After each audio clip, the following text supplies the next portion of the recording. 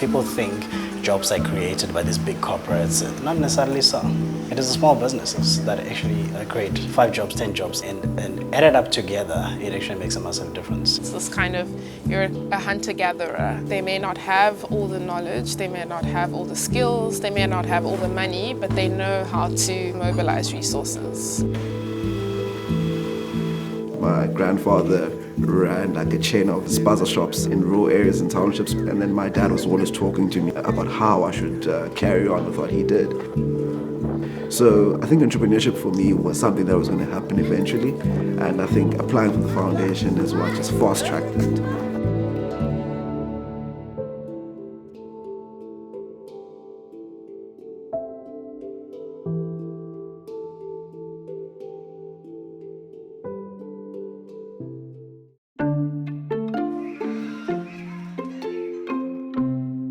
The business was birthed out of a necessity for my daughter, wanting a black doll for her.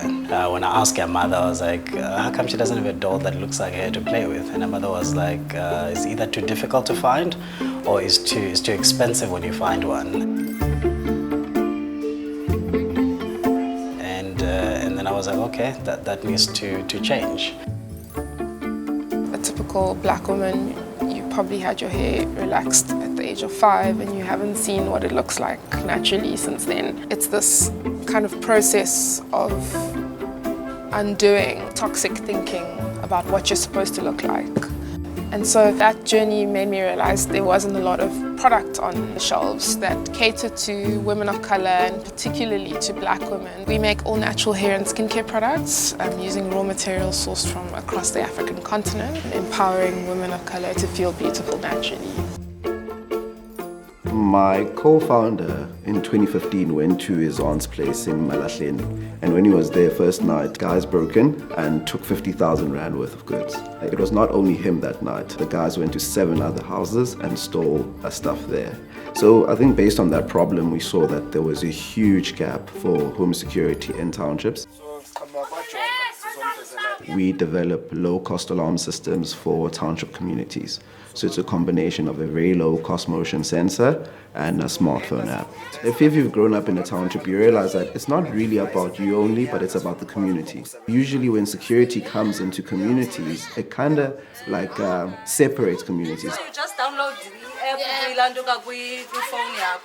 So by the fact that our units notify you when something is happening in your house and notifies your neighbors, we want to kind of foster those community engagements and enable people to respond as communities. We thought to ourselves, we actually need to partner with the existing infrastructure, which is the retailers. And they were quite keen. To our surprise, actually, they're like, okay, we've been looking for a product like this. We're targeting the age 3 to about 5, 6, because that's where personality is built, that's where self-image is built. You're playing with a product that looks like you. This product is actually beautiful the way you are, with your brown skin and your kinky afro hair. The business started in my kitchen. We went from kind of selling online and at markets to now being in 85 click stores and 10 wellness warehouse stores and many more stores coming up. As an entrepreneur, you create something and it kind of lives in your head and then it becomes a product. You carry the vision. The mission then is to make the vision contagious so that other people will help you carry it as well. What really helped me pull out ahead of the rest was the support and the resources I could draw from the foundation. I got seed funding in the first year of the business, which is something that really helps to propel a business and help me take more risks. I just saw the fellowship as a scholarship program. But when I was applying, I was like, these people actually want like critical thinkers, people that actually want to change South Africa. I don't think there's any other training forums that's as good and as well equipped as the foundation. I'd probably still have a business if I was not in the foundation, but it probably was going to be 10, 20 years delayed. It was going to be 100 times more harder. Entrepreneurship isn't inherently transformative. For businesses to actually contribute to society, they have to have society in mind. Entrepreneurship can only impact the majority if entrepreneurs are solving critical societal issues. I used to be investment manager at a petroleum company, and the reason for my departure there was that there is a bigger role I need to play. We need to change the landscape and make sure that the wealth is distributed in a fair manner. Well, nothing can do that more efficiently than business.